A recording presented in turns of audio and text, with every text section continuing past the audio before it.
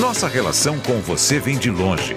Ano a ano, a Rádio Bandeirantes é parte da vida de milhares de ouvintes. Várias gerações que escolheram encontrar a informação aqui e continuam decididas. Mais que um hábito de pai para filho, uma história de confiança baseada em valores solidários. É o que somos. Rádio da Família. Valorizamos o direito, o cuidado, a diversidade. Somos e queremos ser relevantes no seu dia. Estamos e buscamos sempre estar presentes onde te interessa. Sempre inquietos e nunca desanimamos. Com responsabilidade e usando toda a tecnologia disponível, trabalhamos para fazer a Bandeirantes diariamente necessária, abrangente, essencial. Somos a Rádio Bandeirantes. Você está ouvindo Rádio Bandeirantes Campinas, ZYK 569, FM faixa estendida 85,7 e AM 1170. E também Rádio Bandeirantes Ribeirão Preto, ZYK 640, FM faixa estendida 85,3 e AM 1270. Rádio Bandeirantes, fechada com você, fechada com a verdade. Rádio Bandeirantes. Fechada com você. Fechada com a verdade. Bastidores do Poder. Na Rádio Bandeirantes. Oferecimento. Recap, Sindicato dos Postos de Combustíveis de Campinas e Região. Acesse recap.org.br.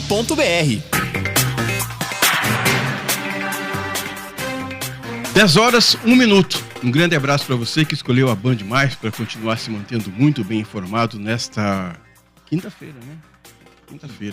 Quinta-feira, dia 29 de dezembro de 2022. O ano está indo embora. O último Bastidores do Poder do ano. Depois a gente volta só na segunda-feira. Mas hoje nós temos assuntos importantes para tratar com você através do AM 85,7, AM 1170.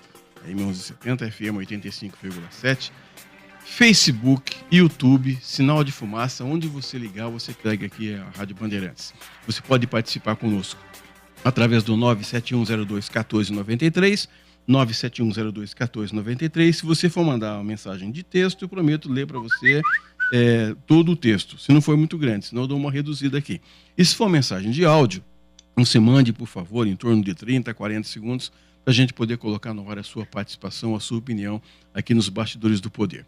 Comigo, mais uma vez, o Edmilson Siqueira, antes o Danilo Capucci e o Lucas Pessoa, comandando a máquina aqui, de mão do Gil Kleber. Ontem eu falei que eu vi o Gil Kleber 24 horas por dia, eu falei, parecia uma sombra, eu falei o nome dele e ele apareceu aqui. Bom dia, Edmilson, um abraço para você. Bom dia, Edson, bom dia, ouvintes. Estamos aí, né, no penúltimo programa do ano, né? Amanhã é o último ainda, certo? Teremos um programa amanhã e encerraremos o ano aí com grandes novidades, como sempre, né? E com grandes expectativas para o ano de 2023. Hoje é o último, viu, Edmilson? Amanhã nós vamos dar uma folga para você. Você só vai estar na TV amanhã. Amanhã é o Bastidores, amanhã é o Bastidores Rádio, é folga para todo mundo. Nós vamos fazer aqui uma grande confraternização e você está de folga amanhã de manhã, viu, Edmilson?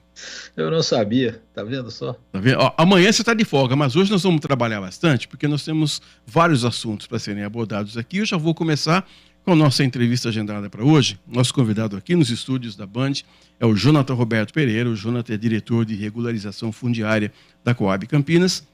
E eu tinha dito ontem no spoiler que em 2017... o então secretário de Habitação, o Samuel Rocílio, trouxe uma notícia que deixou todo mundo abalado em Campinas. Ele disse que aproximadamente 400 mil famílias viviam de forma irregular em Campinas. Poxa, isso dava 1/3 da cidade. Ficou todo mundo assustado, todo mundo começou a correr para resolver esse problema. O programa de regularização fundiária voltou à tona, ele vinha sendo executado de uma maneira bem tímida lá atrás. Aí houve o envolvimento do governo do estado, através do programa Cidade Legal. Enfim, o programa ganhou fôlego e com o Jonathan, que está aqui conosco, que agora é diretor de regularização fundiária da Coab, eu queria perguntar para ele. Bom dia, Jonathan, e como é que está esse programa hoje em Campinas e quantas famílias nós temos vivendo de maneira irregular na cidade? Bom dia.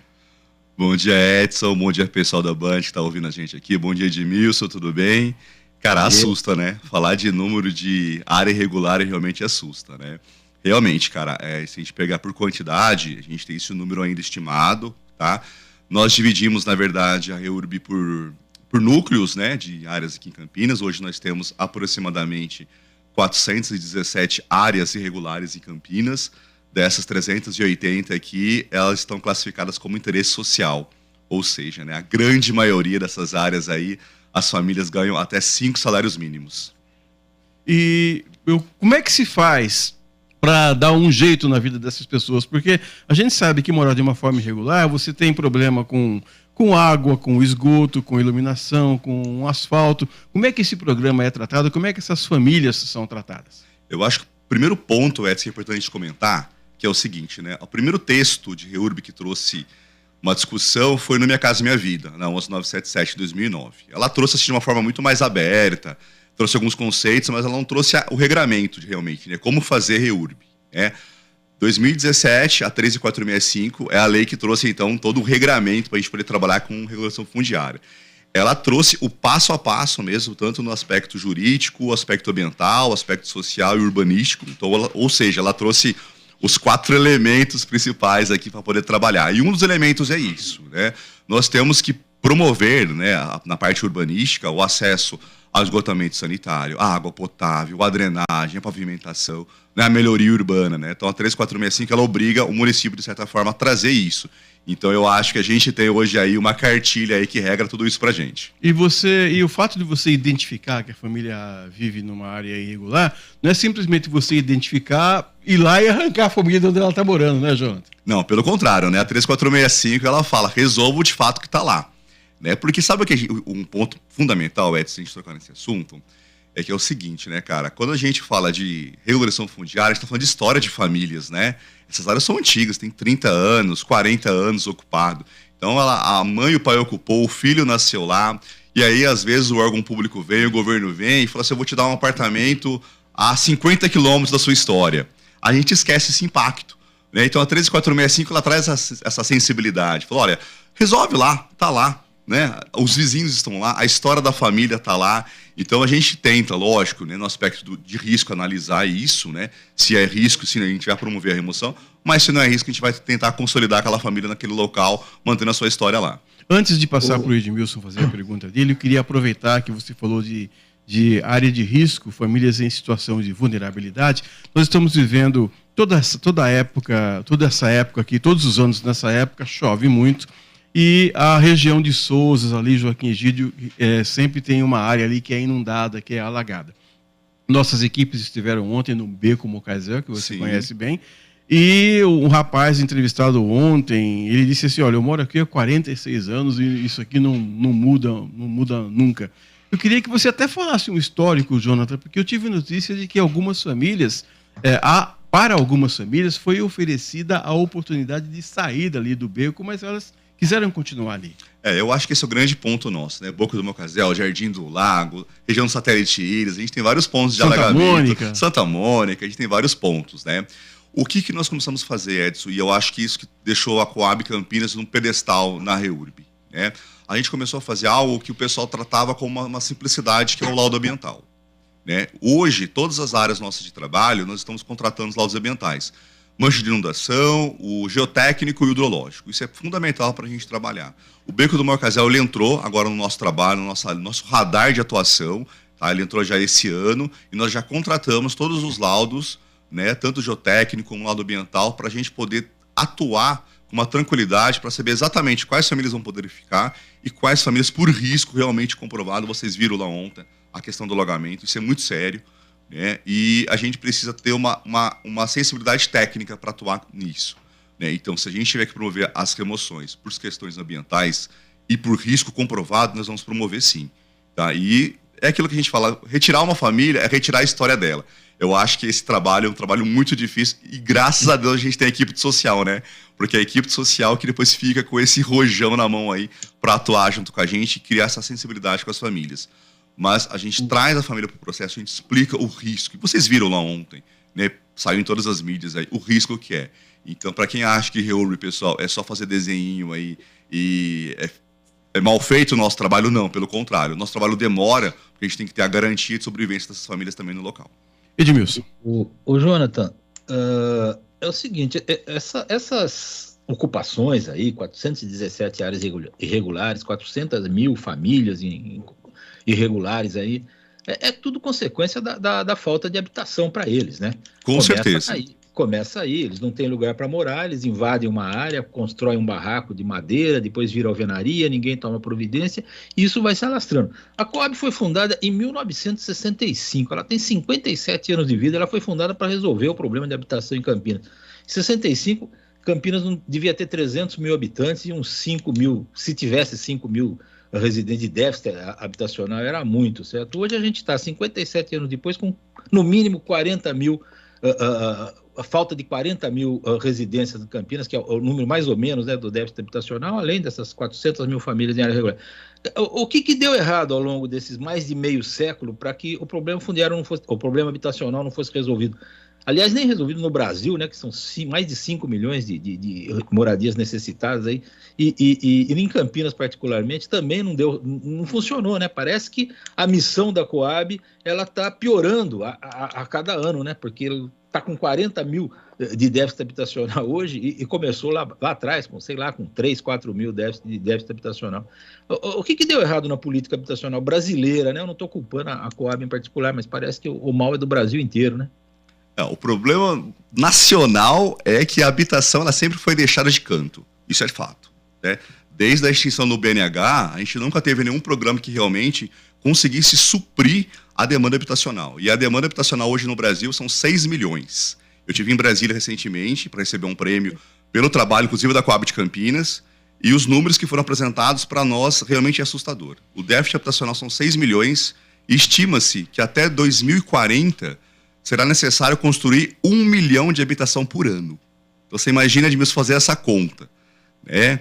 E o nosso problema habitacional, ele starta na extinção do BNH, mas a gente não pode colocar ele como o principal culpado, né? Eu acho que as políticas habitacionais que foram sendo colocadas, elas foram colocadas de uma forma muito simplória para a gente, né? É muito simples como o Brasil trata a habitação no Brasil.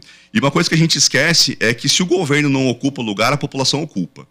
Se o governo não coloca a rédea para colocar o regramento, colocar incentivo na habitação de interesse social, ou no popular, né? Porque antigamente não tinha interesse social, e tinha o popular. O popular era o do povo, né? Todo mundo queria uma moradia. Hoje a gente tem a classe baixa, né? E a classe baixíssima já de renda também. Gente que sobrevive com um salário mínimo, né? E a gente tem que falar sobreviver, porque não é nem viver nesse ponto. Eu acho que as políticas habitacionais do Brasil, elas são simples ainda, Edmilson, tá? A grande discussão que a gente teve em Brasília era isso, né?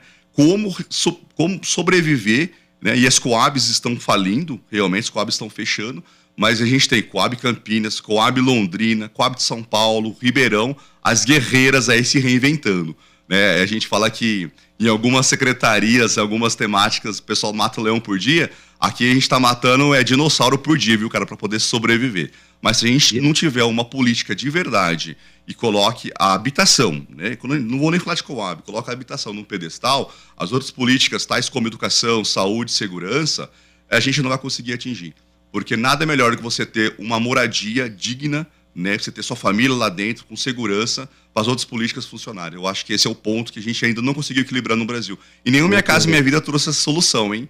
Antes o pessoal, Minha Casa Minha Vida. Ele deu um start, mas você viu que de 2009 para cá, a gente também não conseguiu resolver tanto. O Edmilson, deixa eu só colocar uma questão aqui, ainda nessa linha sua, que você falou desde a existência da Coab. A gente tem alguns conjuntos habitacionais aqui, de residências, que tiveram como origem a Coab. O primeiro foi a Vila Rica, depois Castelo Branco, Costa e Silva, Vila 31 de Março, e as pessoas acreditavam, né? Olha, eu vou me inscrever na Coab que eu vou ganhar uma casa. Essa que era a conversa. Muita gente fala isso. Eu tenho tios que dizem, eu ganhei uma casa da Coab. Depois teve esse hiato aí que você falou, com a extinção do Banco Nacional de Habitação, e aí começaram a surgir os programas habitacionais, e veio o Minha Casa Minha Vida, então, que parecia que ia ser a grande solução. O que diferenciou a casinha que a minha tia ganhou da Coab dos apartamentos do Minha Casa Minha Vida? Bom, primeiro a gente não ganhou, né? A gente tem que desconstruir isso, que ninguém ganha nada, né? Eu acho que ganha presente de Natal do pai e mãe até uma certa idade, depois ninguém te dá mais nada, gente. A luta é grande. O que a gente tem que entender? Qual que sempre foi o objetivo das Coabs, como elas foram criadas? Facilitar o acesso à moradia. É isso. Né? Mas quando a gente tinha um banco que você podia ir lá pegar o dinheiro, construir e por meio disso facilitar o financiamento, então dá a impressão que você ganhou, porque realmente era fácil, Edson, você conquistar a casa. Mas as casas eram pagas. Eu lembro, eu sou filho de Coab. Eu falo que eu fui criado em Coab, estou na Coab, que isso deve ser karma. Né? Eu espero não passar isso para minha filha. Que bairro? Padre Anchieta. Padre Anchieta, nos primeiros, década de 80.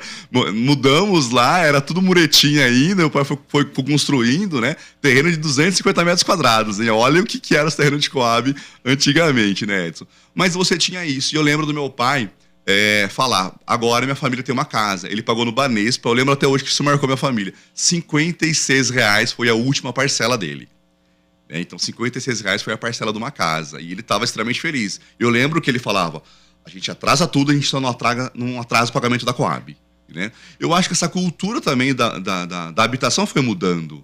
Né? A gente foi perdendo o valor de ter essa unidade, de morar. Né? Eu, como engenheiro, né? A gente fala que a humanidade muda, o projeto das casas mudam também. Né? Então, a gente teve essa mudança também na humanidade, cara, de você ter casas menores, agora terrenos menores, né? O aluguel, ele entrou numa outra ação. Os jovens estão saindo mais tarde de casa. Eu lembro que com 15 anos eu já queria sair de casa. Os jovens estão ficando mais dentro de casa. A gente tem essa mudança, reverbera também, lógico, no quesito habitação, mas não no interesse social. O interesse social, sim, a gente precisa ter um banco, precisa ter uma forma de fomento para as habitações, secretarias, cuidarem disso e depois disso a gente facilitar o acesso, mas nada se dá. O Minha Casa Minha Vida, ele veio para poder facilitar. Qual que é a minha grande crítica? Gente, vamos facilitar. 90% financiado, Edson, também é muito. É muito financiar 90%, né? Essa é a minha grande crítica. Era quase dado, né? É quase dado, né? Mas você tem que pagar, né? Pagava R$80 por mês, R$30 por mês. Eu sou do equilíbrio social, Edson. Eu acho que a gente tem que fazer o equilíbrio social. Quem não tem condições de realmente facilitar o acesso, mas tudo tem que ter o seu pagamento. Né? Tudo que é dado de graça parece que você não dá valor. Né? E a gente precisa mudar a chavinha mesmo, que Coab não dá casa, viu, gente? Coab, ela tá aqui para poder facilitar o seu acesso. Olha, Jonathan, toda essa mudança de comportamento, até de tradição, das pessoas morarem em lugares menores, em apartamentos ao invés de casas, etc. e tal, não esconde a realidade, né? Que todo ser humano precisa de um lugar para morar, né? Você falou aí do Minha Casa Minha Vida, que começou como um bom programa, certo? Eu conheço pessoas que moram em bons apartamentos, inclusive do Minha Casa Minha Vida, pagam aí muito pouco por mês, né? O financiamento, e estão vivendo bem e conseguiram melhorar bastante de vida depois desse evento aí, como tem também muitos outros casos de apartamentos que não resistiram um ano de uso e começaram a despencar por conta até de corrupção nos contratos, etc. e tal, certo? Você vê alguma esperança depois desse governo desastroso que nós tivemos? Eu não sei se na área da habitação também foi desastroso, certo? Você vê alguma esperança com a posse aí do novo governo para que ele volte mais, já que a esquerda tem um sentido mais social, sempre se fala disso, para a habitação e tente volte a tentar resolver o problema habitacional aí, ou tentar minorar esse problema, pelo menos, no próximo governo? Edmilson, a gente brinca que quem trabalha com habitação, o que não pode perder é a esperança, a fé e tudo, viu, cara? Porque é uma luta. Mas nós tivemos a oportunidade de conversar com a equipe de transição lá em Brasília, que está cuidando do Ministério das Cidades, né? E a pauta foi principal, a pauta da habitação, né? A gente pôde ter o prazer de conversar, de colocar a nossa opinião também, de discutir tecnicamente alguns pontos, né? O que a gente apontou como a gente entende que seria uma falha da Minha Casa Minha Vida, o que eles estão esperando. Então foi uma troca, foi um network bem interessante. Só para vocês terem uma noção, o governo atual deixou 30 milhões de recurso para habitação no Brasil. Né? Então, fazer tanta coisa, né? 30 milhões de recurso para habitação no Brasil. Né? E o que foi nos passado, e a gente tem essa esperança, é que essa retomada assim, do Minha Casa Minha Vida, né? Pelo menos a equipe de transição traz isso, ela traz um fôlego maior em relação ao 0 a 3, que nós perdemos isso, né, Edmilson, que é o grande gargalo nosso, né, cara, das famílias, é atuar no 0 a 3. 0 a 3? Salários mínimos. Isso, 0 a 3 salários mínimos. É o grande gargalo nosso. São as famílias que realmente precisam, né? E a nossa crítica foi que o Minha Casa Minha Vida ele veio, mas ele veio para as construtoras, ele veio para o mercado, né? Não veio para as coabs, para as secretarias, né? O que nós fazíamos no 0 a 3, na verdade, era indicar uma demanda, né? O que a gente quer e que a Associação das Coabs colocou como pauta lá, nós queremos gerir o 0 a 3. Nós queremos que o recurso do 0 a 3 venham para os municípios, por meio das coabs, para as secretarias, para quem realmente está diretamente com essa população. Não colocar um apartamento no mercado e fazer que com essa pessoa do 0 a 3 vai lá e tenta financiar. Ela não vai conseguir, a gente sabe disso. Tem Serasa, ela tem que comer, ela tem que se alimentar primeiro, né? Então a gente está nessa esperança que a gente tem um 0 a 3 diferenciado. E o foco na regulação fundiária, né, Edmilson? Que eles deixaram bem claro que eles vão atuar fortemente nisso, mas o nosso pedido novamente foi: precisamos ter recurso para as obras de infraestrutura urbana, né? Os municípios já estão fazendo os projetos, estão conseguindo fazer. Coab fez mais de 15 mil, né? A gente está perdendo apenas para São Paulo capital, né? Mas aí é São Paulo capital, tudo bem, a gente aceita perder para São Paulo capital em número de matrículas. Dá um desconto. Tá ok, daí a gente vai dar um desconto, tá ok, né? Mas a gente quer recurso para infraestrutura urbana. Eu acho que está faltando esse programa ainda, então a gente espera que o PAC também volte com isso. Nós estamos entrevistando o Jonathan Roberto Pereira, que é diretor de regularização fundiária da Coab Campinas. Deixa eu voltar na história da regularização, porque a primeira grande... as pessoas não gostam que a gente use o termo invasão, vamos usar ocupação. Então, a primeira grande ocupação aqui em Campinas foi ali a região do Oziel, Monte Cristo, no governo Chico Amaral, ainda lá atrás, né?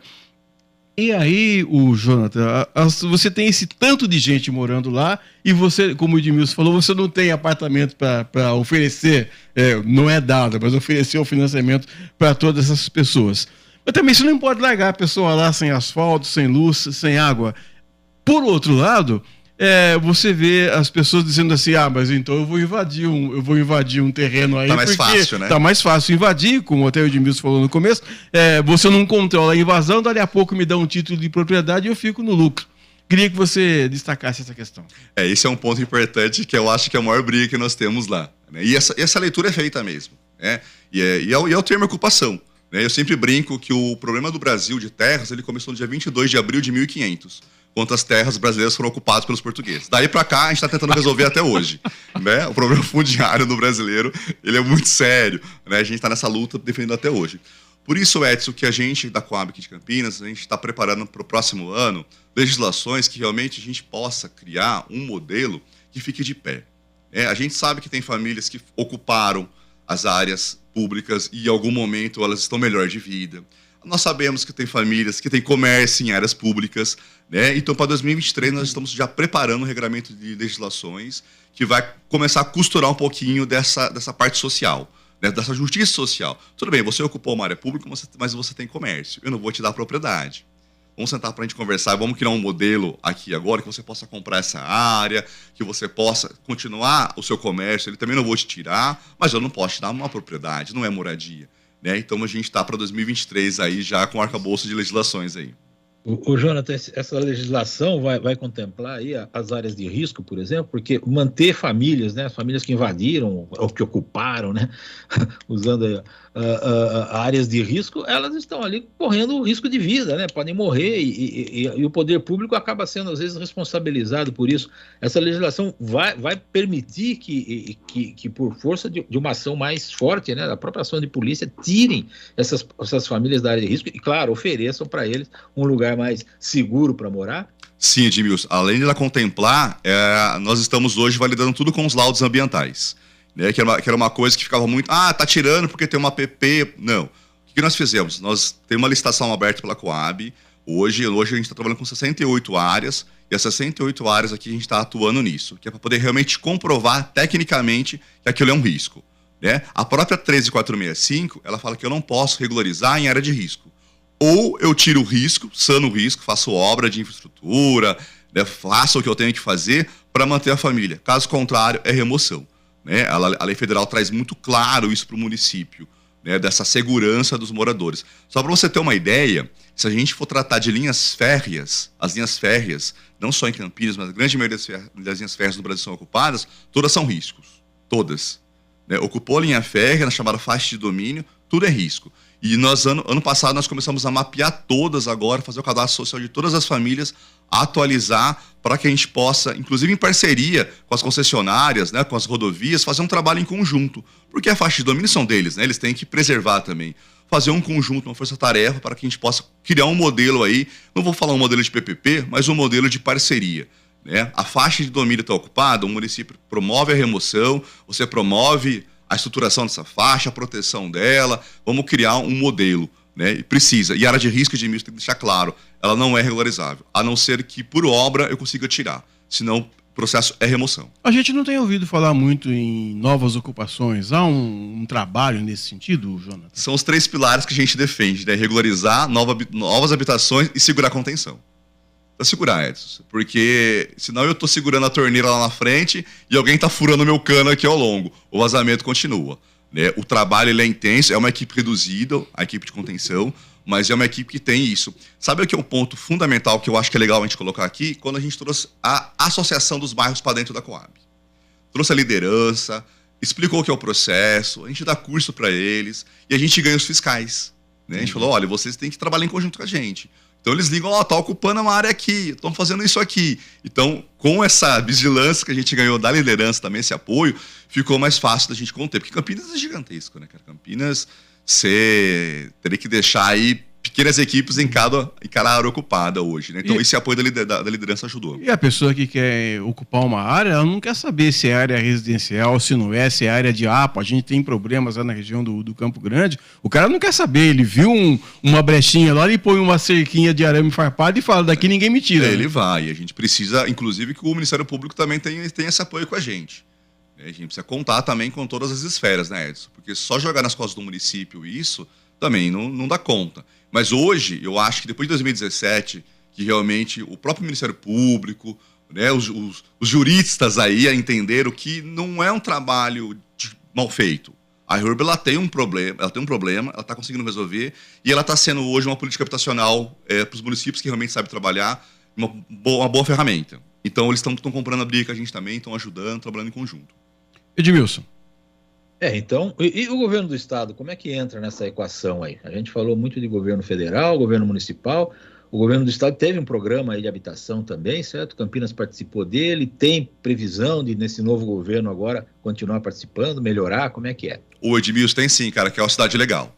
A Cidade Legal, cara, eu acho que ele é uma grande sacada que o estado de São Paulo teve para ajudar, principalmente os pequenos municípios que não têm corpo técnico. Cidade Legal, pelo menos, que foi passado para a gente, mantém, né, será reforçado, então é uma linha que não vai ser cortada nessa nova gestão, pelo menos isso que foi passado para a gente aqui, vão se manter. E é importante porque, Edmilson, tem recurso, né, cara? Tem município que ele não consegue contratar um levantamento topográfico, contratar um laudo, contratar um arquiteto, um engenheiro para poder fazer as peças técnicas, né? Então o município escreve a sua área no Cidade Legal e o Cidade Legal promove todas essas peças e leva para registro. Ele é um braço aí para o estado de São Paulo. E você também, além de engenheiro, você também é professor universitário. Professor universitário. E eu li esses dias que a Coab também faz convênios com universidades para aproveitar os alunos dessa área de engenharia, não é? A gente aqui tem que atirar para todos os lados, né? Isso aqui a gente tem que ser multifuncional. E a minha grande briga como pesquisador na parte urbana e na parte habitacional é levar isso para a academia. Né? Porque a gente não tem essa temática da ação fundiária, se a gente for discutir legalmente, né, o regulamento dela é 2017, mas a gente já trabalha isso aí há muitos anos, as questões dos primeiros cortiços no Brasil, se a gente for trazer isso na história brasileira, o programa habitacional sempre teve muito enraizado para a gente, né? E eu tenho essa pegada, quem é meu aluno, e aluno ou ex-aluno sabe do quanto eu falo para eles da importância da gente discutir isso na academia, para depois eles entenderem que um engenheiro, um arquiteto, não vai fazer só obra de altíssimo padrão, ele tem que ganhar o dinheiro dele sim, que tá certo, mas a gente tem um trabalho muito importante que o intelectual tem que estar ajudando lá dentro. Né? E a gente faz sim, a gente tem um escritório modelo, né, que a gente trabalha, que é levar os alunos para dentro da comunidade, para de uma certa forma eles vivenciarem isso. A cada semestre a gente escolhe 2, 3 famílias e a gente faz alguma intervenção urbana nessa família aí. Então essa é a parceria que a gente tem também com a Coab. Muito bem, acho que está bastante esclarecido, não é, Edmilson? Pois é. De minha parte, eu estou satisfeito, fico só desejando que esse entusiasmo aí mostrado pelo Jonathan na entrevista, certo? Essa eloquência toda, resulte aí em novos e bons frutos para a Coab e para a habitação de um modo geral em Campinas, né? Quem sabe a gente chega no fim do ano que vem com um déficit menor do que existe hoje, certo? E com situação de famílias que estão em risco aí resolvida, para que a gente não tenha essas tragédias todas em todo o verão, né? Que acontece aqui no Brasil e em Campinas também.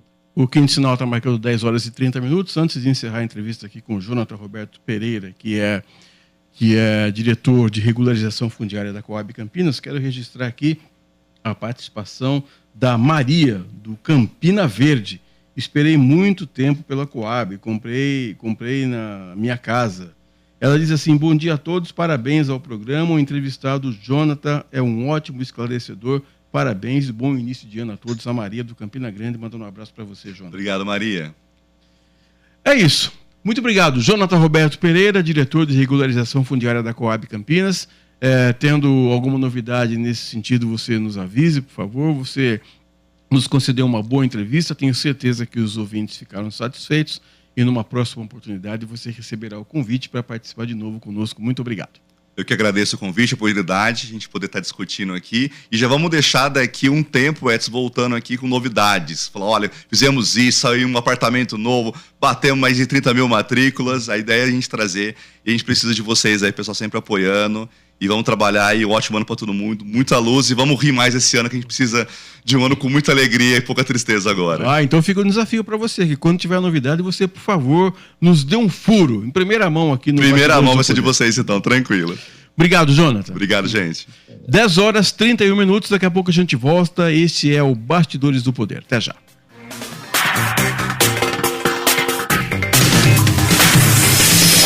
Bastidores do Poder, na Rádio Bandeirantes. Ações dos governos federal e estadual foram certeiras em um dos principais problemas do setor de combustíveis, a carga tributária. O RECAP, Sindicato dos Postos de Combustíveis de Campinas e região, agradece e comemora essas medidas, que foram positivas para os postos e para a sociedade. Continuamos as mobilizações, com foco também em coibir fraudes e a sonegação fiscal no setor, que geram enormes prejuízos a todos. Saiba mais em recap.org.br. Como está a manutenção do seu carro? As revisões estão em dia? Segurança é sempre prioridade. Na Rocha Autopeças, você encontra tudo em peças mecânicas para o seu carro, nacionais ou importados. Uma gama completa de peças originais e de reposição. Acesse rochaautopeças.com.br e encontre a loja mais próxima de você. Rocha Autopeças, sempre oferecendo peças de qualidade com preços justos.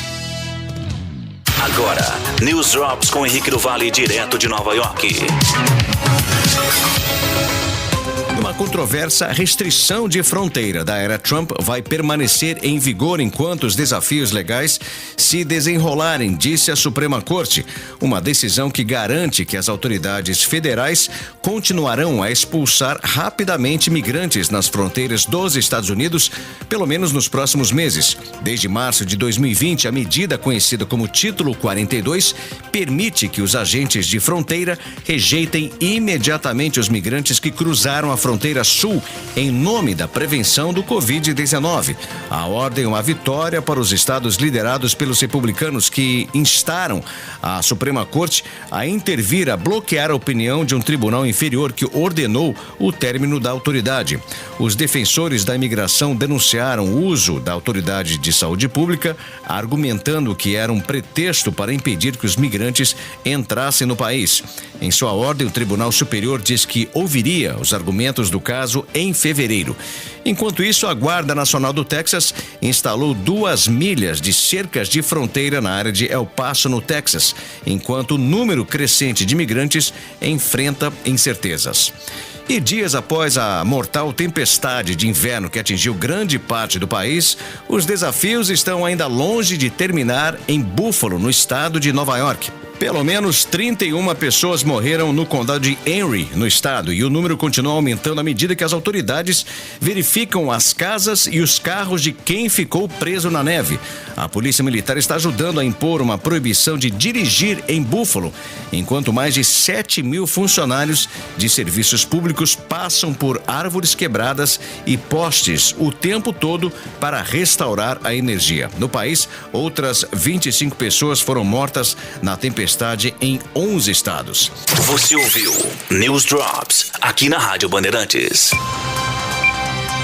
Rádio Bandeirantes. Fechada com você. Fechada com a verdade. Você está ouvindo Bastidores do Poder na Rádio Bandeirantes. 10h35, voltamos com Bastidores do Poder. Temos aqui duas participações, uma escrita e uma no registro de voz. Vou na escrita primeiro aqui, que é do Adriano Vermelho. Ele diz assim: sentimentos mil, catarse de acontecimentos, máscaras que caíram.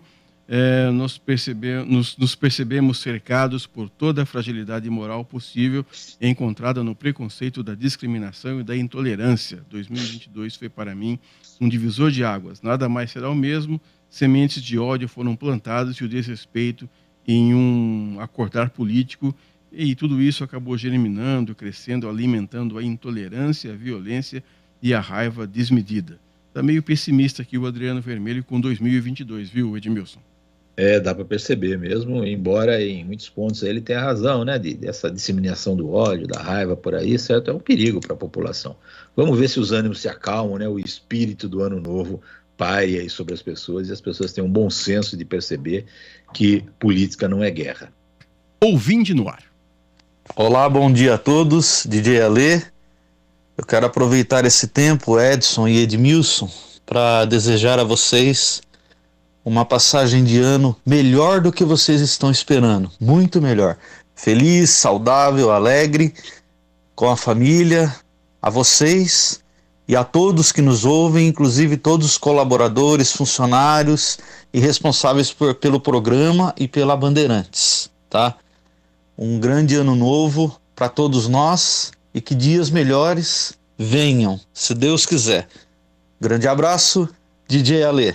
Obrigado, feliz ano novo pro DJ Alê também, que todos os dias participa aqui com a gente, né, Edmilson?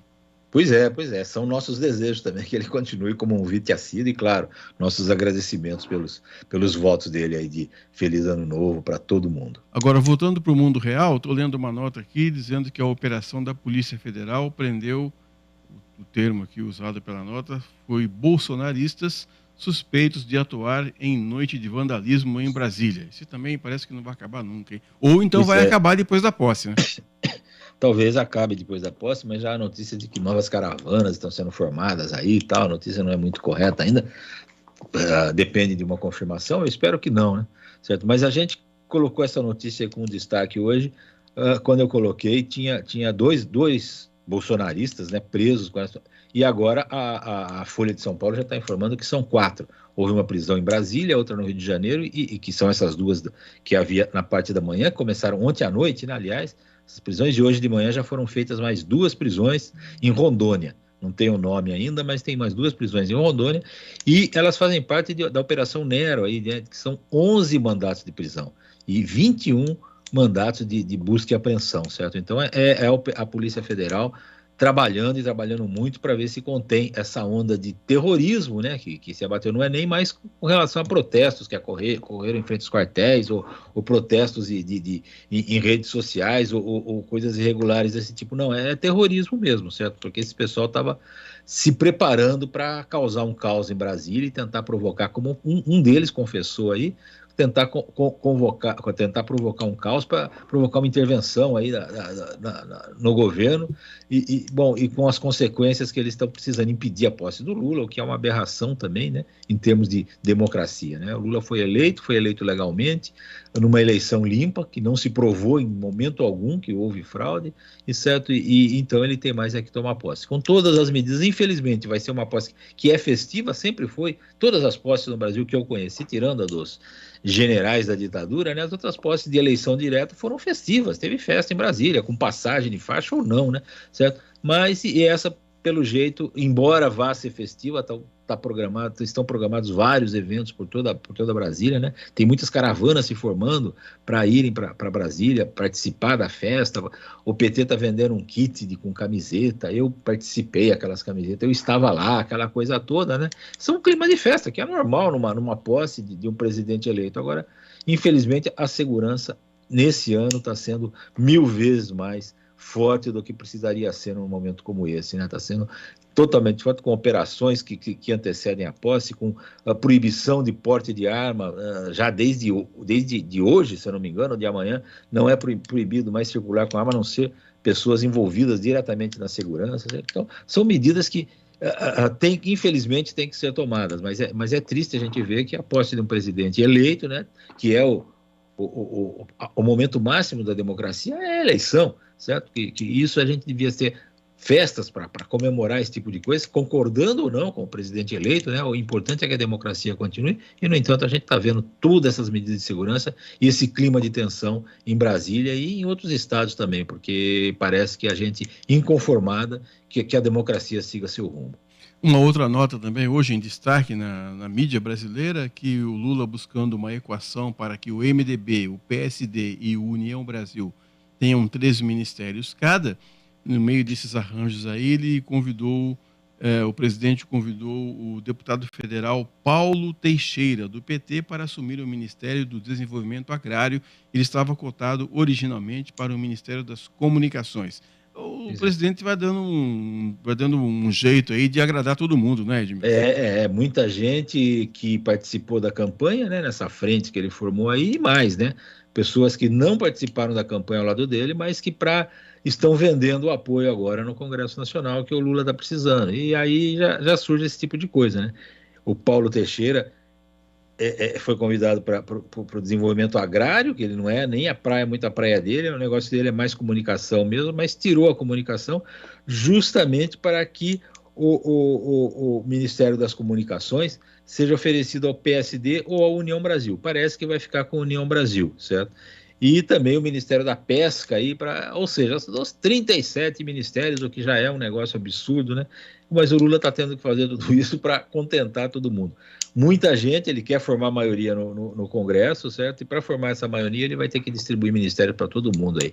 É um mal que esse governo aí de coalizão, né, que tem no Brasil, dependente totalmente das aprovações no Congresso Nacional, que é uma coisa boa o governo depender do Congresso Nacional para aprovar, mas como o Congresso usa essa dependência, é uma coisa muito ruim para o Brasil, porque é um troca-troca descarado, né, é um toma lá da cá que não acaba mais, e isso acaba gerando também muita corrupção por aí. Eu espero que 2023 não repita a corrupção que teve nos anos petistas por aí. Tá chovendo aí, Edmilson? Eu não estou ouvindo barulho de chuva aqui, eu fico meio fechado no meu escritorinho aqui, certo? Mas quando tem chuva mais ou menos forte, dá para ouvir, sim, mas parece que não está, não. O pessoal está preocupado, viu? Nossas equipes de jornalismo, de reportagem, correndo aí para a região ali de Capivari, de Montemor, o Arthur Vergenes lá em Sorocaba, dizendo que região de Salto, e Itu também teve muita região alagada, mas também choveu demais, hein, Edmilson? Puxa vida, fazia tempo que não chovia tanto, hein? A Zezé me falou aqui que não está chovendo, né? Ela que está lá na ala oeste. Um abraço para a Zezé, então. A sua Zezé, não a nossa, né? A minha, né? A minha daqui. Ela está lá na outra ala do apartamento aqui, né? Eu chamo de ala norte, ala sul, no apartamento pequenininho. Tirou um sarro, né? O Danilo Capucci e o Lucas Pessoas disseram assim, puxa vida, tem que viajar uns 3 dias para ir de um cômodo para o outro no apartamento de Edmilson. A gente tem um sistema de metrô aqui interno no apartamento para poder acessar todos os cômodos. Mas ela disse que não está chovendo, mas a previsão de chuva forte, a Defesa Civil está alertando todo mundo, toma cuidado, não tente passar em ruas alagadas, porque você não vê o buraco que tem lá, o carro pode cair num buraco, pode, sabe, você ficar preso no meio da enxurrada, e já morreu gente assim, certo? Então tomem cuidado, pelo amor de Deus, certo? Para que não haja mais vítimas, né? Já que a cidade não consegue enfrentar essas enchentes todas, né? Tem bueiro entupido aí, adoidado, que não ecoa, né? Não dá vazão não escoa, né, a água toda que vem, e ela acaba alagando as ruas e avenidas aí. Então, vamos tomar cuidado nesse momento. Eu acho que logo mais, daqui uma semana ou duas, esse volume de chuva vai diminuir bastante. Vamos ver, tomara. Um outro aspecto que eu queria discutir com você também, Edmilson, diz respeito aqui a gente não quer ficar falando disso, mas, cara, é inédito isso, o presidente não passar a faixa para o seu sucessor. Na minha opinião, além de ficar feio, cara, isso aí vai entrar para a história. A hora que alguém lembrar disso, qual foi o presidente que não passou a faixa para o seu sucessor? Vai ser vai ser tema de redação, pergunta de vestibular, né, Edmilson? Pois é, pergunta em programa de adivinhação, né? Valendo 1 milhão, né? Programa valendo. Então, mas eu peguei um levantamento do jornalista Reinaldo Azevedo, né? Sem opinião dele, né? Certo que a opinião dele é sempre polêmica, etc. e tal, mas ele fez um levantamento interessante, que se o Bolsonaro viajar mesmo, e tudo está previsto que ele vai viajar mesmo, já está quase certo, vai ser o primeiro presidente na história do Brasil que se manda do Brasil antes de terminar o mandato, certo? 11 presidentes do Brasil, ele descobriu que não concluíram o mandato, certo? Mas não concluíram por outras razões, e nenhum deles saiu do país, certo? Ele começa lá atrás. Marechal Deodoro renunciou em 1891. Afonso Pena morreu de pneumonia em 1909, tudo durante o mandato. Washington Luiz foi deposto pela Revolução de 30. Getúlio Vargas teve que renunciar em 45 e depois se suicidou em 54. Café Filho se afastou por motivo de doença e acabou sofrendo impeachment em 1955. Jânio Quadros renunciou em 61. João Goulart foi deposto por um golpe em 64, famoso golpe de 64, e Costa e Silva deixou a presidência em razão de um derrame cerebral em 1969, foi substituído por uma junta militar. E Fernando Collor foi afastado em razão de um processo de impeachment em 1992. Ele renunciou depois para tentar evitar que o julgamento prosseguisse no Senado, mas o julgamento prosseguiu assim mesmo. E por último, a Dilma Rousseff, que em 2016 também foi alvo de impeachment. Ou seja, diz o jornalista, nunca antes na história deste país, né, parafraseando uma frase famosa do Lula aí, um presidente da República fugiu do Brasil no exercício do mandato, como está prometendo fazer o Bolsonaro aí. É inédito, mais uma coisa inédita, uma inédita negativa, né, no governo, porque é lamentável que... Não que ele não passe a faixa, não passar a faixa já é lamentável, certo? Mas desculpa-se tal, ele tá, certo? Agora, se mandar, né, ir embora do país, tal, é uma coisa feia, né? Podia ir no dia 2, né? No dia 1º. No dia 1º ele não vai ser mais presidente do Brasil, pega um aviãozinho e vai embora, certo? Não, sai antes e vai deixar, porque o vice talvez nem chegue a assumir, né, o Mourão, certo? Porque ele disse que também não quer passar a faixa não é dele, ele não vai passar e acabou, certo? Então ficou esse impasse aí de quem vai passar a faixa. E o fato do Bolsonaro viajar, e é provável que ele viaje mesmo, vai ser mais um fato inédito, negativo, na história da vida desse presidente da República que nós tivemos aí. Nosso ouvinte de todos os dias, o Wagner, está desejando um bom dia aqui a todos, mas ele diz também que deseja que todos que participarão da posse no domingo se divirtam. Ele diz aqui, eu jamais iria em um evento onde as atrações anunciadas são no mínimo de gosto duvidoso, mas ainda assim o Brasil na base do pão e do circo, mas claro, com uma pitadinha de corrupção aqui, ali, em todo lugar, a coisa vai caminhando. O Wagner que mandou o seu recado aqui para a gente. Agora, o Nicolás Maduro não vai participar da cerimônia de posse, hein, o Edmilson? Pois é. E ele não é por vontade própria, não, e nem por falta de vontade do Lula, certo? Ou dos organizadores aí da posse do Lula. Ele foi convidado, mas descobriu-se que há um decreto do Bolsonaro, que só o Bolsonaro pode revogar, que proíbe a entrada ele não reconhece o Maduro como presidente lá da Venezuela, certo? E não permite que ele entre no Brasil. Está proibida a entrada dele no Brasil por um decreto aí do Bolsonaro, e o Bolsonaro falou que não vai revogar. E olha, eu vou falar uma coisa para você, Edson, eu não acho totalmente ruim, não, essa ojeriza a ditador de direita, né? No caso é um ditador de esquerda, né? Que o Bolsonaro teve. Eu gostaria que todos os ditadores do mundo fossem proibidos de entrar em todos os outros países que não o dele, certo? Quem sabe isso diminuiria as ditaduras que existem no Brasil, no mundo, né? Porque não dá, né? Não dá para você ficar aí passando a mão na cabeça de ditadores que mandam matar a oposição, como acontece lá na Venezuela, como acontece na Costa Rica, como já aconteceu em muitos países com ditaduras de direita ou de esquerda, certo? Eu acho que essa oposição total aos ditadores, né? Ela deve continuar assim. Eu gostaria que o governo Lula fizesse isso também, mas eu sei que ele já vai abraçar, vai receber de braços abertos aqui muitos ditadores de esquerda que existem aí pelo mundo. A gente não está aqui para julgar, dizer se é bom ou não, apenas para analisar os fatos, Edmilson, mas eu tô vendo uma nota aqui de que o Brasil criou 135 mil empregos com carteira assinada em novembro. Embora o dado aqui diga que esse número aí representa 57% menos do que em 2021, mas o Brasil criou 135 mil vagas com carteira assinada. No momento em que nós estamos vivendo pós-pandemia, chega a ser uma boa notícia, não é? Sim, é uma boa notícia, certo? O Brasil está tentando aí se recuperar da pandemia, né? Certo? E na realidade, essas 135 mil vagas, esse número aí, ele não é resultado assim, foram 135 mil vagas abertas e ponto. Não, ele é resultado da diferença das vagas abertas e das vagas fechadas, né? Porque tem muita gente que está sendo demitida também. Verdade. Certo? Então, foram 1.747.894 admissões que ocorreram no mês de novembro e 1.612.309 demissões. Então, essa diferença entre admissão e demissão é que resulta nesse número de 135 mil novas vagas criadas, que é um resultado positivo para o Brasil, sem dúvida alguma. Vamos ver se a gente aumenta esse ritmo agora. Em dezembro, a possibilidade é de aumentar, porque tem um emprego temporário, certo, de vendas de Natal.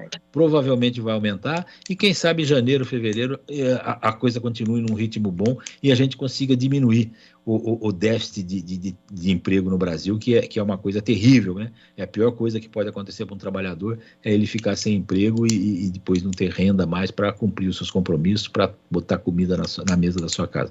Vamos ver se essa coisa melhora no ano que vem. A torcida é grande. Edmilson, você toca algum instrumento ou não? Não. Eu, na minha juventude, já não era bem juventude, não, mas eu brincava num conjunto de samba aí, coisa, eu tocava um chocalho, até que tocava bem. Chocalho, eu nem consigo, é um instrumento de percussão, né? Que eu tocava, tem algum ritmo e tal, mas outros instrumentos não. Aprendi piano por 1 ano na minha infância, mas não foi para frente também. Não tenho o talento que precisava para ser um músico. Por exemplo. Daqui a pouco nós vamos conversar então com a professora Marta Hoffman, professora de música, vai nos dar algumas dicas aqui. Eu também vou contar uma coisa para você, viu, Edmilson? Eu também, o único instrumento de corda que eu toco é sino, e mesmo assim, muito mal, viu? Nós vamos fazer o seguinte, a professora Marta está se conectando ali conosco, ela vai participar via Skype, são 10 horas e 51 minutos. Enquanto a professora se apronta lá para conversar conosco, para nos dar algumas dicas aqui com relação à área da música, eu também tenho uma nota aqui que a Controladoria Geral da União, a CGU, identificou o potencial de manipulação política em 2 licitações da 3ª Superintendência Regional da Companhia de Desenvolvimento dos Vales do São Francisco e do Parnaíba. Esse negócio também de superfaturamento. Na verdade, o Jonathan, que deu entrevista para a gente aqui da Coab, ele falou que a primeira invasão de terras aconteceu aqui quando os portugueses vieram para cá. Esse negócio de compra superfaturada também eu vou te contar, hein, Edmilson? É antiga. Eu me lembro que durante a ditadura militar, um ministro que não era militar, um ministro, se eu não me engano, um ministro do Trabalho, pegaram as contas dele lá em Brasília, da casa dele, que tudo era pago pelo governo. Ele tinha comprado no mês 85 quilos de feijão, estava lá uma nota de 85 quilos de feijão, que provavelmente não foram consumidos, né? Ou se é que existiram alguma vez, né? Porque você comprar 85 quilos de feijão, comer 85 quilos de feijão durante um mês, mesmo que a família seja grande, é uma coisa muito difícil. Então é uma coisa antiga, mas esse lance essa notícia que você deu agora, se refere à Codevasp, né? A famosa Codevasp, que foi ali o poço onde se jogou um monte de dinheiro do Centrão, né? Do Centrão e do orçamento secreto. Sabe? E hoje está se vendo aí que há superfaturamento de no mínimo 19 milhões em compras de tratores, né? Compraram muito mais tratores e retroescavadeiras do que havia necessidade para os municípios do interior de Pernambuco, certo? Houve um aumento aí de 150% na compra dessas máquinas e equipamentos, e a suspeita é enorme de que houve superfaturamento, porque os preços foram aviltados, foram enormes, entende? Então é uma investigação. E muita coisa vai surgir ainda nessa Codevasp, que foi onde o Centrão concentrou principalmente o dinheiro que vinha do orçamento secreto, sem saber de quem era, a gente não podia saber, eles jogavam lá licitações fraudulentas que ocorreram por lá, e a polícia está investigando tudo isso. Eu espero que o próximo governo investigue, aponte os culpados, certo? E que esses culpados sejam punidos e que, pelo menos, alguma parte desse dinheiro seja devolvido aos cofres públicos. 10h54. Este aqui é o último Bastidores do Poder do ano, hein? Manda sua mensagem para cá, uma mensagem de texto, uma mensagem de áudio de 30, 40 segundos para a gente colocar no ar. Nós vamos fazer aqui um intervalo. Na volta, nós vamos conversar com a professora de música Marta Hoffman. Tem uma escola de música ali no Taquaral. Daqui a pouco a gente volta. Até já. Bastidores do Poder, na Rádio Bandeirantes. Oferecimento. Recap, Sindicato dos Postos de Combustíveis de Campinas e Região. Acesse recap.org.br. Momento Sustentabilidade. Apoio Sanasa. A vida em primeiro lugar. A Sanasa, em parceria com a Secretaria de Serviços Públicos, investiu na usina verde, como forma de diminuir a quantidade de lodo gerado nas estações de tratamento de água. O tratamento de água gera 100 toneladas por dia de lodo, dos quais 33 toneladas são transformadas em adubo orgânico na usina verde. E o programa está em expansão. Já há autorização para a usina verde dobrar o seu atual volume, o que significa que 2/3 das 100 toneladas de lodo diário produzidos nas ETAs serão destinados para adubo. Assim como Sanasa, a palavra sustentabilidade também começa com a letra S. Momento Sustentabilidade. Apoio Sanasa. A vida em primeiro lugar. Agora, News Drops com Henrique do Vale, direto de Nova York. E a companhia aérea Southwest Airlines está sofrendo grande pressão não somente de passageiros e também da mídia, mas agora também do secretário de Transporte Pete Buttigieg. Ele inclusive conversou diretamente com o CEO da empresa, Bob Jordan, sobre os milhares de voos que foram cancelados esta semana, sem indicação imediata de quando os passageiros podem remarcar. Os passageiros que reservaram com a Southwest esperavam algum alívio necessário em cancelamentos e atrasos, mas essas esperanças estão sendo frustradas até agora. Ontem, inclusive, a empresa cancelou 2.700 voos. E as declarações fiscais do ex-presidente Donald Trump serão divulgadas na sexta-feira. As declarações serão colocadas no registro do Congresso durante uma sessão pró forma da Câmara. O lançamento altamente antecipado ocorre depois que o painel afirmou na semana passada que a Receita Federal dos Estados Unidos falhou em auditar adequadamente os impostos de Trump enquanto ele estava no cargo. O comitê divulgou um relatório detalhado, 6 anos de suas declarações fiscais, incluindo as suas alegações de enormes perdas anuais que reduziram a sua carga tributária. O presidente Richard Neal e outros democratas disseram que as declarações que obtiveram mostraram que o programa de auditoria presidencial não funcionou como planejado. Ele, inclusive, acabou acusando o fato das declarações do ex-presidente de terem sido submetidos à auditoria obrigatória apenas uma vez, em 2019, depois que os democratas, no caso, perguntaram o que estava acontecendo. Você ouviu News Drops, aqui na Rádio Bandeirantes. Rádio Bandeirantes. Fechada com você. Fechada com a verdade. Você está ouvindo Bastidores do Poder, na Rádio Bandeirantes. 10h58. Estou recebendo aqui um pedido de informação se o centro de saúde do Tancredão, na farmácia, abriria hoje. Tem dias que os funcionários de lá vão para o centro de saúde de Capivari. Eu não sei dizer isso agora, nós vamos apurar e até o final do programa nós vamos procurar dar resposta aqui para o nosso ouvinte que não deixou o nome. Mas quem deixou o nome dele nos nossos corações, inclusive, é o Gustavo Gimenez, que tem sempre informações. Às vezes as notícias são boas, às vezes não são, mas ele tem sempre informações. Bom dia, Gustavo. É isso, Edson. Bom dia a você, o Edmilson, a todos que nos acompanham. Estou falando ainda de desdobramento de chuva, viu? Porque, olha, nós falamos ontem aqui, inclusive, sobre a morte daquele homem de 36 anos na cidade de Campinas, né? Ali na região do Bosque. Essa árvore ficou o tempo todo ali, durante todo o dia, foi liberado, hoje está liberada a via, né?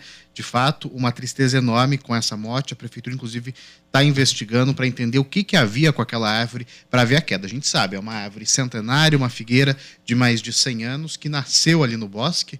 E depois de todo esse tempo, claro, a gente sabe que pode ter havido alguma doença que pode ter resultado a isso, ou simplesmente a chuva, muita chuva com vento. Agora, não é só isso, viu? No distrito de Sousas, em Campinas, nós temos pelo menos 30 famílias ali que estão sem onde morar, 30 famílias precisando, neste momento, de um apoio.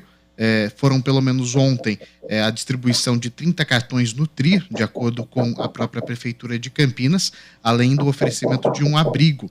Muitas dessas famílias não escolheram o abrigo, preferiram se alojar com familiares ou desconhecidos. E, claro, a Prefeitura está à disposição, mas ainda não teve nenhum avanço lá. A água já baixou. Esse pessoal de Sousas fica ali às margens do rio Atibaia. Agora, indo para o rio Capivari, situação complicada em Montemor. Temos pelo menos 60 famílias ali atingidas de alguma forma pela enchente. E apesar da prefeitura ter disponibilizado 3 escolas para alojar essas famílias, todas também se deslocaram para a casa de familiares. Caso o nível do rio continue baixando, terá início a limpeza ainda hoje, ainda nesta quinta-feira. Essa água, Edson, como a gente já falou, né? Imagina só, chove 100 milímetros numa localidade e chove 100 milímetros em outra. E essa água vai se juntar, né? Porque o que choveu em Campinas vai passar por Montemor e vai chegar em Capivari.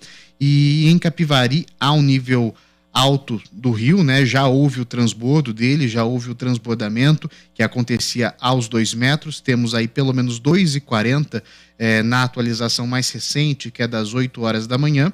E, claro, o pessoal também ali sofrendo demais, várias famílias desalojadas, sofrendo, portanto, com essas chuvas. São 34 famílias desabrigadas, 18 delas, totalizando 62 na escola municipal, totalizando 62 pessoas na escola municipal, além de outras 16 famílias em um ginásio de esportes que já é tradicional, inclusive, por receber essas pessoas. Por fim, eu falo também da preocupação agora com o rio Piracicaba, ele que chega no transbordo por volta ali de 4 metros e 70 centímetros, está nesse momento com 4,16, também é preocupante, também alerta neste momento, caso haja o transbordo por lá, Edson. Obrigado ao Gustavo Gimenez, que deu uma corridinha lá, deixou a redação um pouquinho lá para nos atualizar aqui com relação à chuva. Obrigado, viu, Gustavo? Ótimo dia. Muito obrigado. E mandar um abraço aqui também para o Sidney, diretor regional da Defesa Civil, correndo bastante, para a meteorologista Ana Ávila, que nos deu uma explicação interessante ontem no Band Cidade. Ela disse assim: você ouve falar que choveu 100 milímetros ou 80 milímetros. O que é que significa isso? Choveu 80 milímetros significa que choveu 80 litros de água em 1 metro quadrado. Essa é a conta. Então, quando você vê choveu 130 milímetros, significa que caíram 130 litros de água em 1 metro quadrado. Obrigado, então, à meteorologista Ana Ávila e ao Gustavo Gimenez também. Bom, muita gente gosta de música, muita gente mesmo. Eu gosto muito de música. E tem muita gente que tem a felicidade de dominar um instrumento musical, como é o caso da professora Marta Hoffman, que tem uma escola de música no Taquaral. Eu queria já há muito tempo ouvir a professora Marta e agora ela conseguiu nos atender via Skype no finalzinho do ano, aos 45 do segundo tempo. Bom dia, professora, obrigado por participar do Bastidores do Poder. Bom dia, Edson, bom dia, Edmilson. Eu é que sinto um prazer enorme estar com vocês nesse importante veículo de comunicação.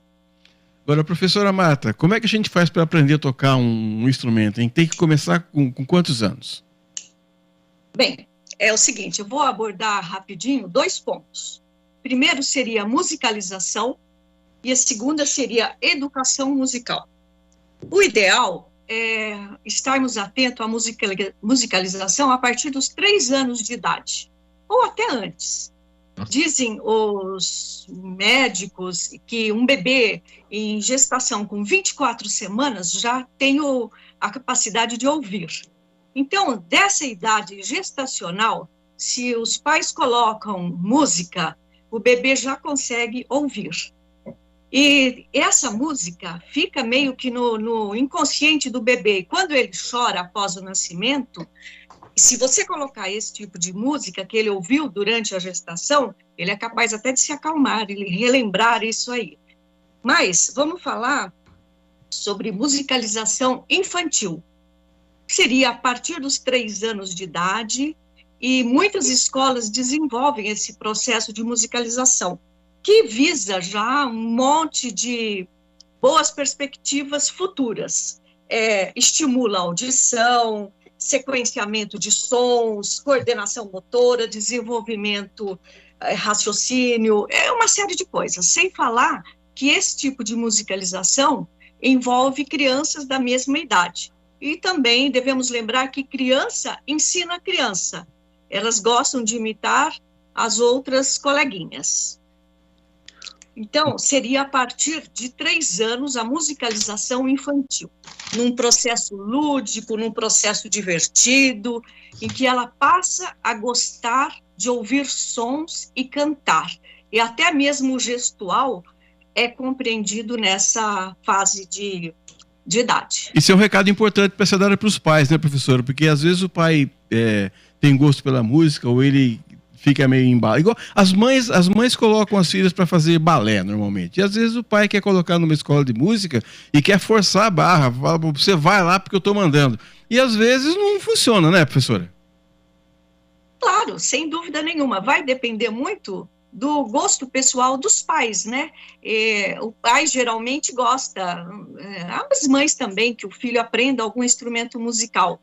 E também envolve a dança. Também temos a preocupação de não sobrecarregar aquele serzinho tão pequenininho, né? Que a gente tem que saber que a brincadeira, o brincar também é muito importante.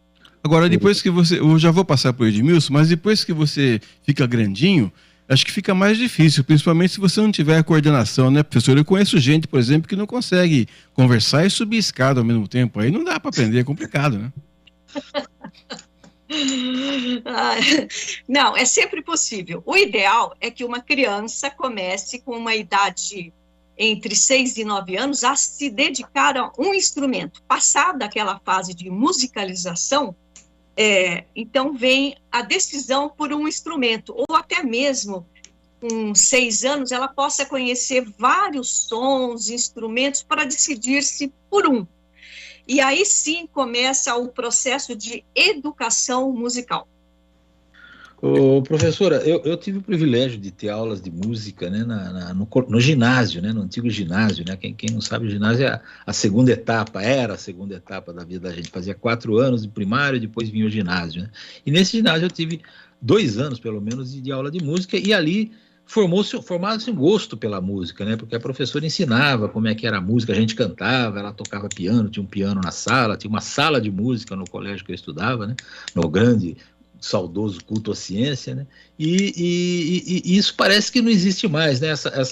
Esse incentivo a gostar de música, a aprender música, a boa música, pelo menos, ou mesmo que não seja tão boa assim, mas esse incentivo parece que está acabando, e só as escolas particulares é que tentam atrair alunos hoje, o que é muito mais difícil para os pais, né? Pelo menos os pais que não têm muitos recursos, porque não é de graça, que as professoras têm que ganhar dinheiro também e cobram para essas aulas. Então, parece que existe algum esforço para que esse incentivo volte às escolas públicas, pelo menos?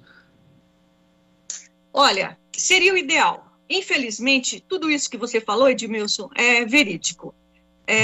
Há uns anos atrás, a música tinha um destaque como disciplina tanto nas escolas particulares como nas escolas públicas. E temos como culto à ciência a referência à antiga Taliba Nogueira, escolas estaduais, escolas municipais que visavam o processo de musicalização diferente, né? Não eram aulas particulares, aulas em grupos. A professora tinha um piano, tinha uma sala de música e onde aprendíamos a cantar, inclusive, os hinos cívicos. Sim. Era muito bom. E tinha também uma camaradagem, uma espécie de cumplicidade entre os alunos, os professores de música, que infelizmente, eu não sei, aí faltas de verbas, como você falou, foram cortando, e no fim a aula de música nos colégios deixou de existir. Os colégios particulares em Campinas, eu tenho conhecimento que muitos estão voltados agora para essa iniciativa de termos aulas musicais semanais, o que é extremamente valioso.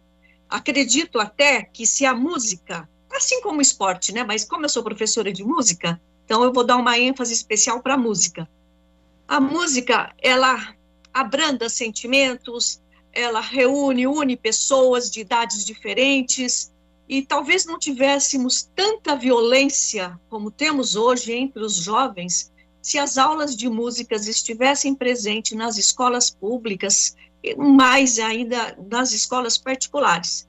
Isso faz um bem imenso para toda a sociedade. Professora, a senhora está falando, o Edmilson me fez lembrar do Colégio Vitor Meirelles, onde eu estudei. Tinha realmente aula de música, tínhamos uma professora lá, a professora Cecília, que faleceu aí há uns 2 ou 3 anos, e era o beabá mesmo. Sabe o que ela fazia, a professora Marta Edmilson? Ela pegava, ficava lá na frente, sentada lá na frente, no lugar do professor, e dava 3, 4 toques assim na carteira, com a caneta, e fazia a gente repetir, para ver se você conseguia captar ritmo, né? Compasso. Era o beabá, e a gente saía com vontade de aprender mais, viu, professora? Sem dúvida.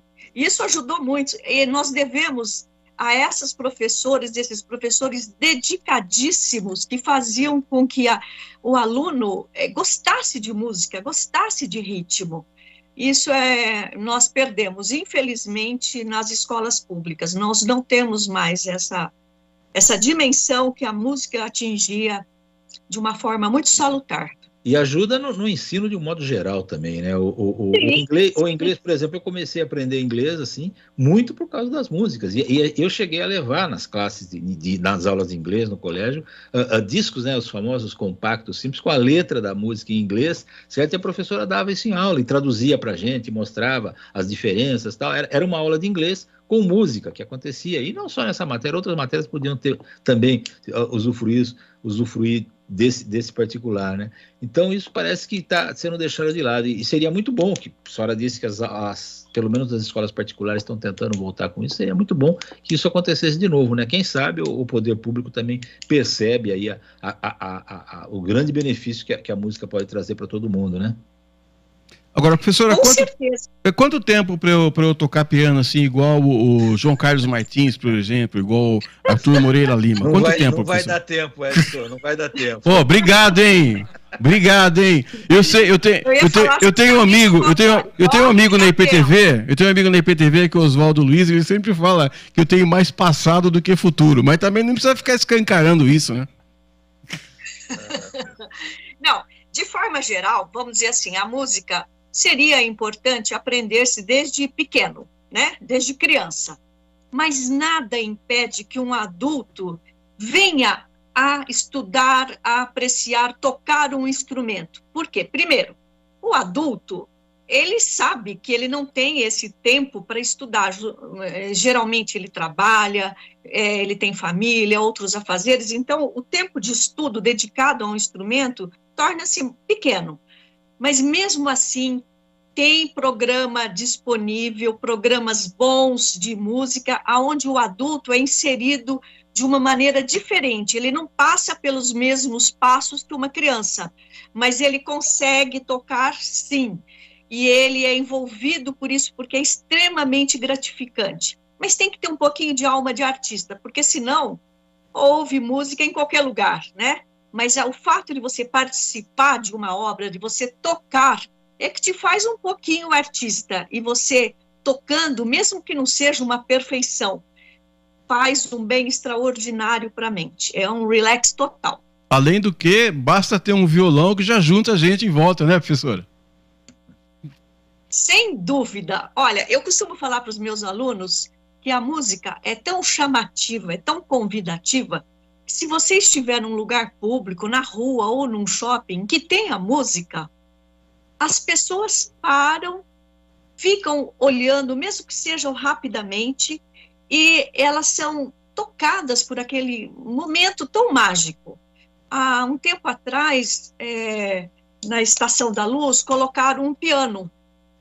E a gente via naquela rapidez do dia, aquele trânsito frenético entre as pessoas, muitas pessoas olhavam o piano aberto, iam lá e dedilhavam uma coisinha pequenininha, mas dedilhavam.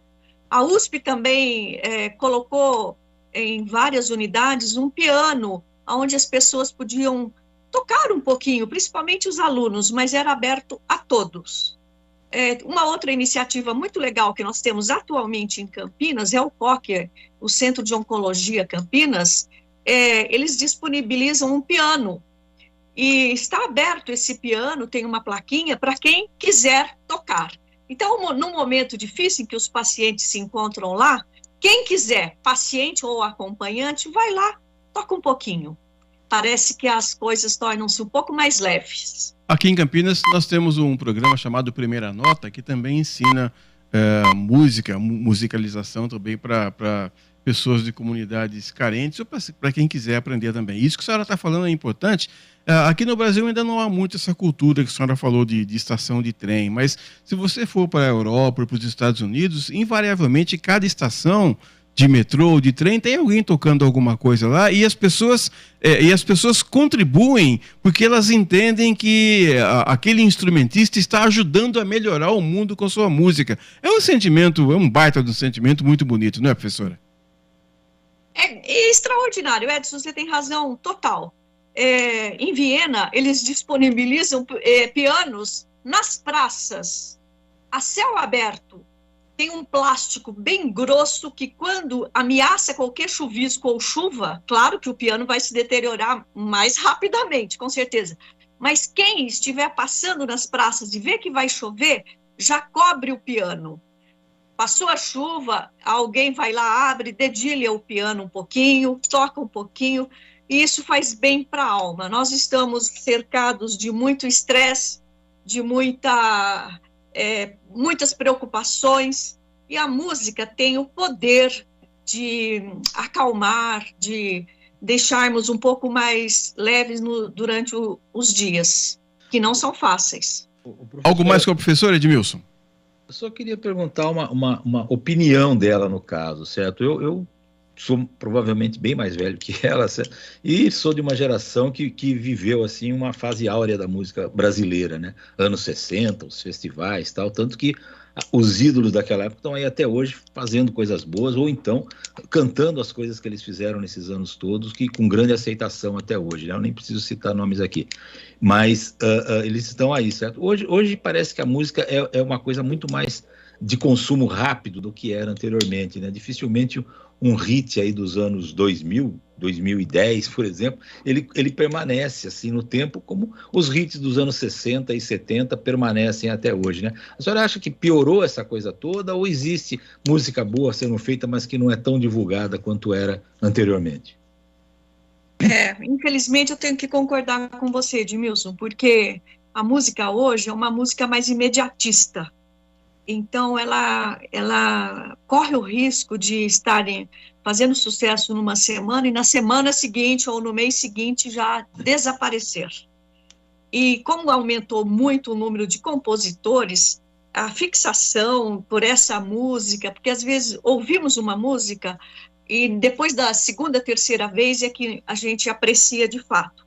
Mas como tudo na vida nós queremos respostas mais urgentes do que em outras décadas, a música também seguiu esses moldes de ser uma música de consumo. Hoje está valendo, amanhã não está valendo mais. Tanto é que nas grandes festas, orquestras, até hoje, tem um momento que a orquestra se dedica, ou o conjunto musical, a músicas mais antigas, mais melodiosas, feitas com maior cuidado. Não estou dizendo que não tenha hoje o cuidado de alguns artistas, não vamos generalizar também que não são todos que fazem com esse primor, né? e a música é muito também repassada. Um faz a letra, outro faz a música, o outro faz o arranjo, e passa a ser uma música não mais assim de uma pessoa só ou de duas.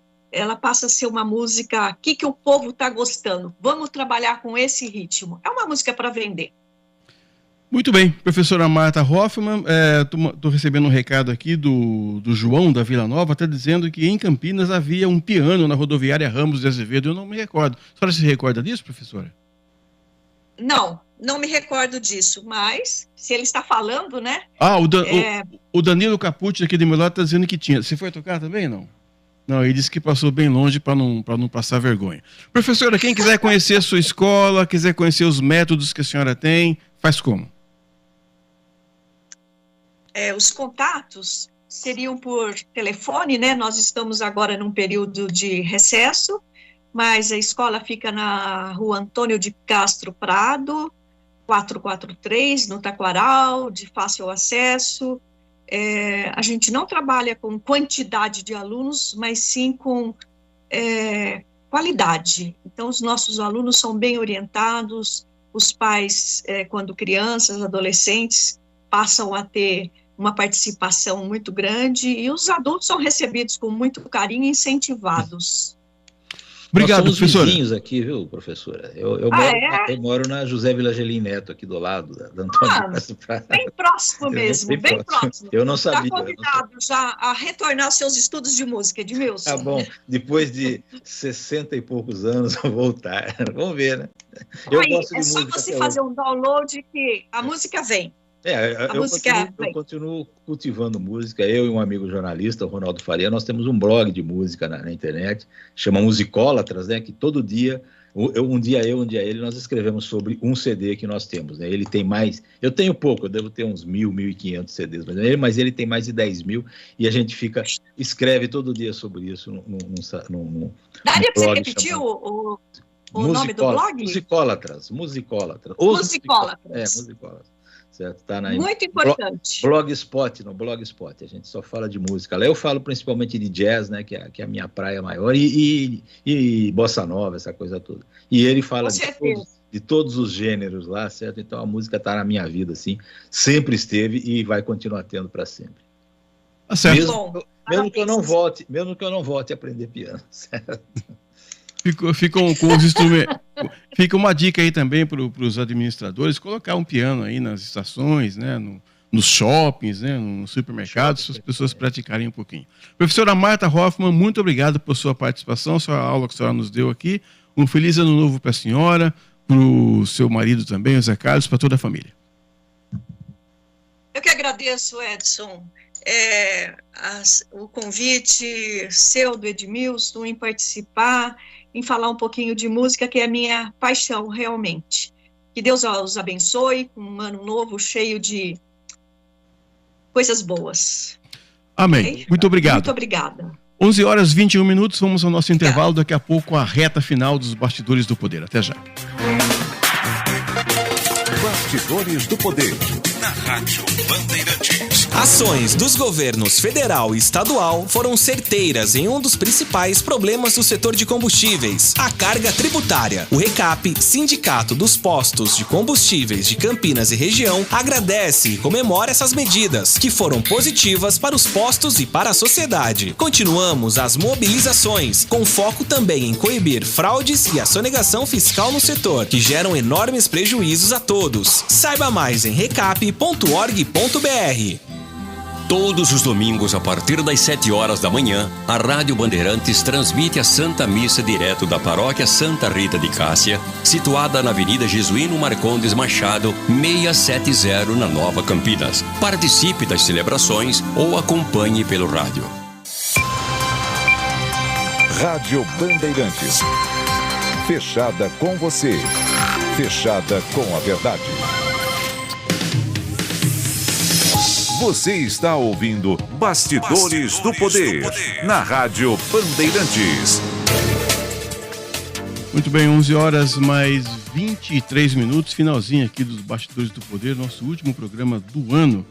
Eu não posso deixar de ler aqui, de novo o Wagner está dizendo Fiquei feliz com o senso de humor do Edmilson. Ele disse esperar que o dinheiro da corrupção seja devolvido aos cofres públicos.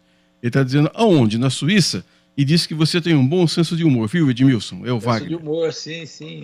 Mas aí, no caso, é uma ingenuidade minha, talvez, né? Que eu cultivo ainda na esperança de que o dinheiro roubado volte para o seu legítimo dono, que é o povo, né? Mas é uma esperança, né? A gente nunca vai deixar de ter essa esperança. Quem sabe um dia a gente consegue.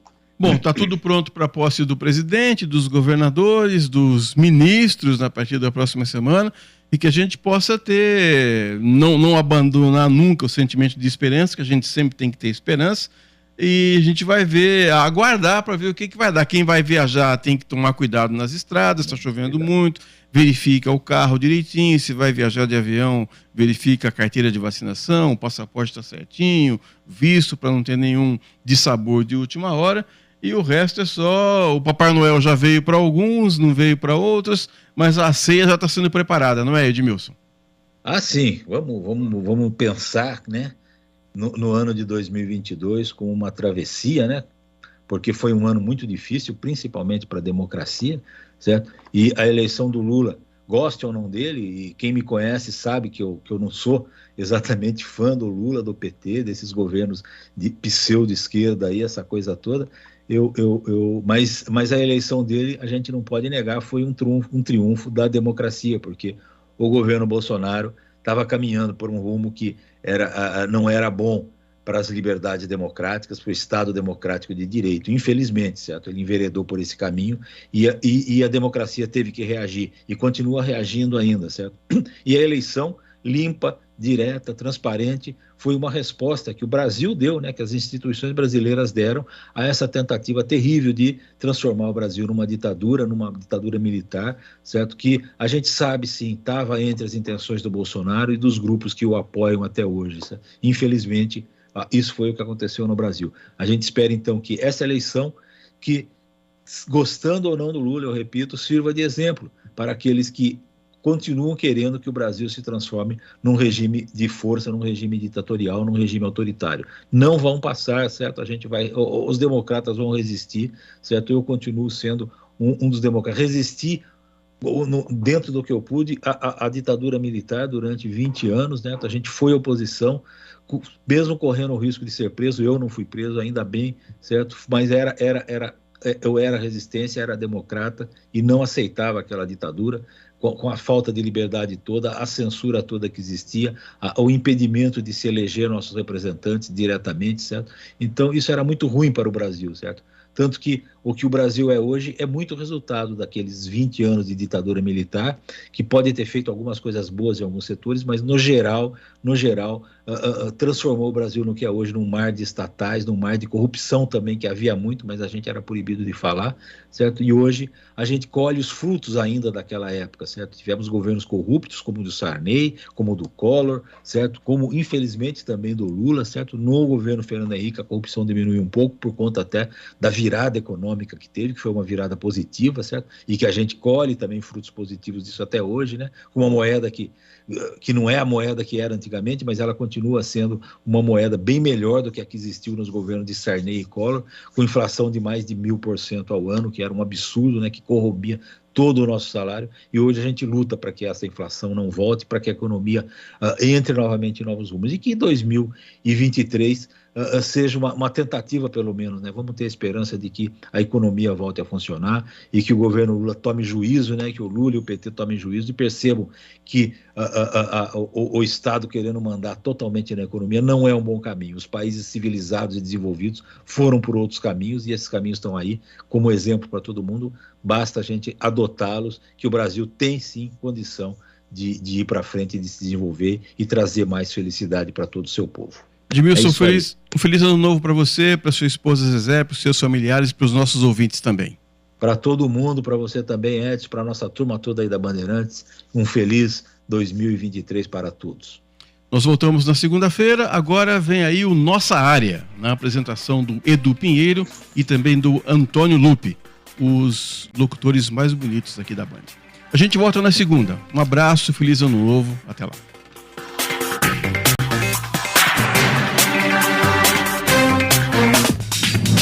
Você ouviu ouve o Bastidores do Poder, na Rádio Bandeirantes. Oferecimento. Recap, Sindicato dos Postos de Combustíveis de Campinas e Região. Acesse recap.org.br. Você também pode ouvir a Rádio Bandeirantes no seu smartphone ou tablet, pelo aplicativo Band Rádios. E não é só Bandeirantes, tem todas as rádios do Grupo Bandeirantes. Se você é usuário do sistema Android, é só acessar a Play Store. Ou então, a Apple Store, se você tiver um iPhone ou iPad. Vai lá, o aplicativo é gratuito. Band Rádios, todas as rádios do Grupo Bandeirantes em qualquer lugar do mundo ao alcance da sua mão. Foco em você. É você que nos faz produzir o melhor conteúdo todos os dias. Você, nossa audiência qualificada. Nossa relação com você vem de longe. Ano a ano, a Rádio Bandeirantes é parte da vida de milhares de ouvintes. Várias gerações que escolheram encontrar